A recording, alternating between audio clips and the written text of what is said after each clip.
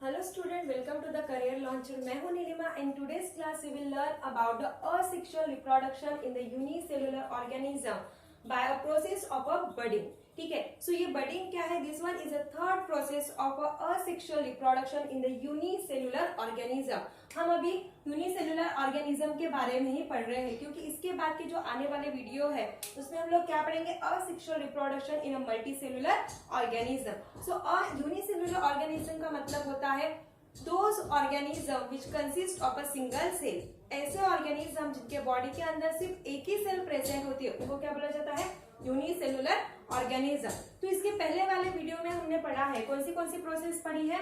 Binary fission,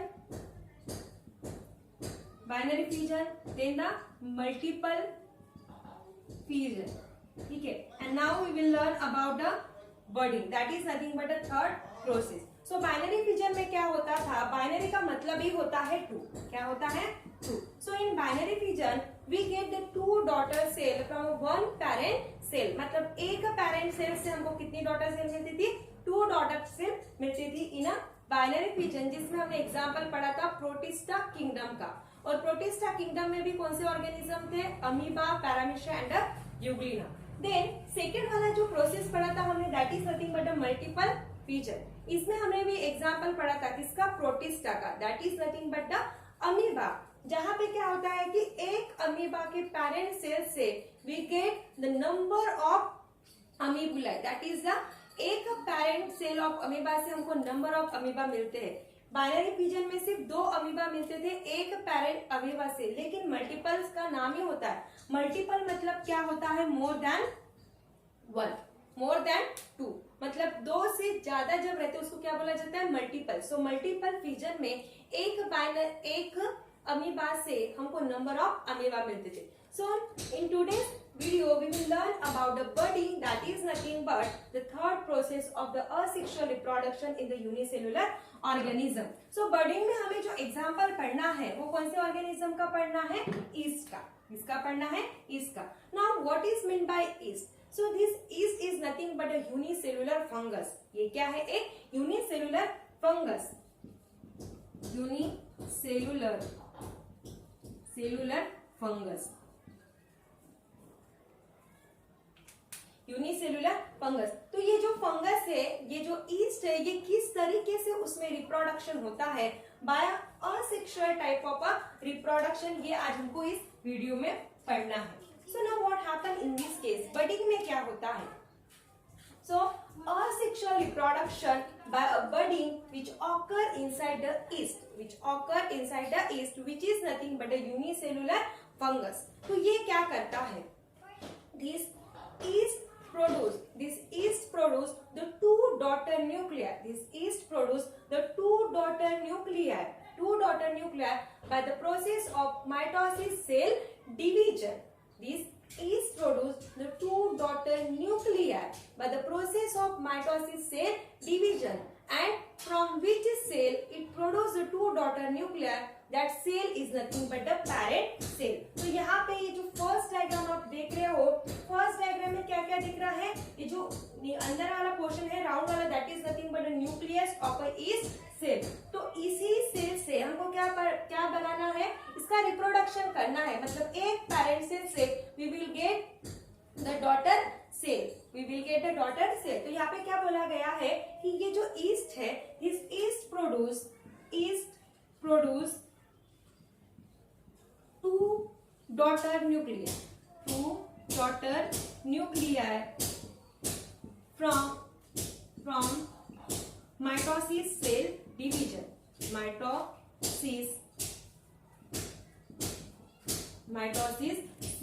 division.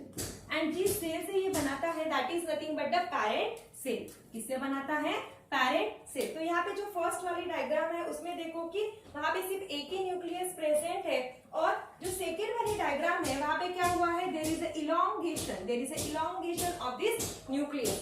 तो nucleus का elongation होने के वजह से क्या हो रहा है? वहां पे there is nothing but the division of a nucleus. तो जैसे ही यहाँ पे बताया गया है कि ये जो ईस्ट है ये माइटोसिस सेल डिवीजन से एक न्यूक्लियस से क्या बनाता है? Two daughter nuclear. तो यहाँ पे क्या हो रहा है, जैसे मैंने आपको माइटोसिस के जो लेक्चर्स बनाए, लेक्चर्स के जो मैंने वीडियोस बनाए हैं, वहां पे मैंने आपको बताया भी है कि जो माइटोसिस है which is completed in a 2 step, that 2 step are nothing but a karyokinesis and a cytokinesis. तो जो कैरियोकाइनेसिस होता है that is nothing but a nuclear division, जहां पे न्यूक्लियस का डिवीजन होके एक न्यूक्लियस से 2 न्यूक्लियस बनते, ठीक है। और जो साइटोकाइनेसिस था that is nothing but a cytoplasmic division. तो यहाँ पे ये जो ईस्ट है ये क्या कर रहा है कि इट प्रोड्यूसेस 2 डॉटर न्यूक्लियर। आप देख ही सकते हो जो पहली वाली डायग्राम है वहां पे सिर्फ एक न्यूक्लियस दिख रहा है, और जो ये आउटर वाला सरफेस है that is nothing but the outer surface of this parent cell of a yeast. तो ये जो ईस्ट है ये जो 2 डॉटर न्यूक्लियर बनाता है, जिस सेल से उस सेल को क्या बोला गया है, पेरेंट सेल। तो सेकेंड वाले डायग्राम में क्या हो रहा है, there is elongation of this nucleus. इस न्यूक्लियस का क्या हो रहा है, इलोंगेशन हो रहा है, मतलब क्या हो रहा है, उसका डिवीजन हो रहा है। एंड इन थर्ड डायग्राम आप देख सकते हो कि जो इलोंगेटेड न्यूक्लियस है एक टाइम आता है कि इसका ये जो डिपेंड पोर्शन है बहुत ही ज्यादा डीप होते जाता है, जैसे हमने इसमें पढ़ा था इसमें साइटोकाइनेसिस में कि किस तरीके से सेल में ऐसा एक डिपेंड पोर्शन आता है और कुछ टाइम बाद ये जो डिपेंड वाला पोर्शन ये ब्रेक डाउन होता है और एक न्यूक्लियस से हमको 2 न्यूक्लियस बनते हैं। वैसे ही यहाँ पे ये पोर्शन डिपेंड होते जा रहा है और कुछ टाइम आएगा कि ये क्या हो जाएगा, ब्रेक डाउन हो जाएगा, और ब्रेक डाउन होने की वजह से एक न्यूक्लियस से हमको कितने न्यूक्लियर मिलेंगे, 2 न्यूक्लियर। तो यहाँ पे हमको थर्ड डायग्राम में दिख भी रहे हैं 2 न्यूक्लियर दिख रहे हैं। तो यहाँ पे जैसे बोला गया है कि this is produce the 2 daughter nuclear from the 1 parent cell. तो थर्ड डायग्राम में हमको 2 डॉटर न्यूक्लियर भी मिल गई है, ठीक है। Now what happen in second diagram, second diagram में ये बल्गी क्या है, ये बल्गी क्या है। So there is a elongated portion or the elongated surface appears on the surface of this parent cell। तो ये जो पहली वाली डायग्राम है और सेकेंड वाली डायग्राम है, यहाँ पे देखो कि यहाँ पे क्या हो रहा है, ये जो इलोंगेटेड पोर्शन है ऐसा कुछ है क्या फर्स्ट डायग्राम में, नहीं। तो सेकेंड डायग्राम में क्या है, there is a elongated portion occurs on the surface of this parent cell, so that portion is nothing but the bulgy. उसको क्या बोला गया है, bulgy. But this bulgy is actually is nothing but the bud. ये क्या होता है, एक बर्ड होता है। जैसे हमारा कोई रोज का प्लांट है, ठीक है, जैसे ये कोई रोज का ऐसे प्लांट है हमारे पास, ठीक है। तो हम लोग क्या करते हैं कि जब समर सीजन खत्म हो जाता है तो क्या होता है कि जो रोज के प्लांट की जो लीव्स होती है वो कैसी येलोइश हो जाती है थोड़ी सी, तो उनको क्या करते हैं हम लोग, कट डाउन करते हैं। उसके प्लांट को कट डाउन करने की वजह से क्या होता है कि आफ्टर अ फ्यू डेज, कुछ टाइम होने के बाद, कुछ दिन होने के बाद, उस कट डाउन वाले पोर्शन, जैसे ये वाला पोर्शन था मैंने इसको कट डाउन कर दिया है, तो यहाँ से ऐसे छोटे छोटे बर्ड्स निकलते, छोटे छोटे पोर्शन निकलता है। That portion is nothing but a new bird. उसको क्या बोला जाता है, न्यू बर्ड। वैसे ही ये जो सेकेंड वाली डायग्राम है इसमें क्या हो रहा है, एक ऐसा पोर्शन इलोंगेटेड हो रहा है and that elongated portion which appears on the surface of a parent cell, उसको क्या बोला गया है, bulgy. But that bulgy is nothing but a new bird. मतलब क्या हो रहा है, जैसे हम लोग बोलते हैं कि रोज के प्लांट को कट डाउन जब किया है और वहां से छोटे छोटे जो बर्ड्स निकल रहे हैं, मतलब क्या होता है कि वहां से एक न्यू स्टेम निकलता है कुछ टाइम के बाद। तो ये जो छोटा वाला बर्ड निकला है कुछ टाइम के बाद इसे धीरे धीरे बढ़ता है, ठीक है। यहाँ से एक दूसरा स्टेम निकलता है, मतलब क्या हो रहा है, वहां से एक दूसरा न्यू स्टेम बाहर निकल रहा है। तो वैसे ही यहाँ पे भी निकलेगा क्योंकि यहाँ पे एक न्यू बर्ड फॉर्म हुआ। At the same time third diagram में आप लोग देख रहे हो कि there is a 2 nuclear, So now what happened in this case? Out of these 2 daughter nuclei, इन दोनों डॉटर न्यूक्लियर से एक न्यूक्लियर कहाँ पे चला जा रहा है, इस बर्ड में चला जाएगा। जैसे सेकेंड वाली डायग्राम में 2 न्यूक्लियर, ये डिपेंड हो गया था पोर्शन, और बीच से ये क्या हो गया, ड्यू टू द डिपेंड होने की वजह से बीच से ये क्या हो गया, ब्रेक डाउन हो गया। ब्रेक डाउन होने की वजह से इस न्यूक्लियर से, एक न्यूक्लियर से हमको कितने न्यूक्लियर बने हैं, 2 न्यूक्लियर, दिस 1 and 2, ठीक है। So out of this 2 nuclear, इन दोनों न्यूक्लियर से एक न्यूक्लियर कहाँ पे चला जा रहा है, बर्ड में जाता है। So out of these two daughter nuclei, so one daughter nuclei enter inside this new bud. New bud में जाता है और new bud में जाने के बाद क्या होता है? After a sufficient growth, this new bud get developed into the new daughter yeast cell. मतलब कि ये जो न्यू बर्ड निकला था कुछ टाइम के बाद उसकी सफिशिएंट ग्रोथ होती है और सफिशिएंट ग्रोथ होने के बाद it live independently as a new daughter is cell. मतलब ये जो न्यू बर्ड निकला था कुछ टाइम के बाद उसका डेवलपमेंट होगा. क्या होगा? डेवलपमेंट. यहाँ पे फिर से एग्जांपल लूंगी मैं किसका? रोज के प्लांट का. तो रोज का जो प्लांट होता है जिसको हमने कट डाउन किया था वहां से न्यू बर्ड निकला था. कुछ टाइम के बाद वो बर्ड बढ़ गया, वहां से न्यू स्टेम निकल गया. ठीक है.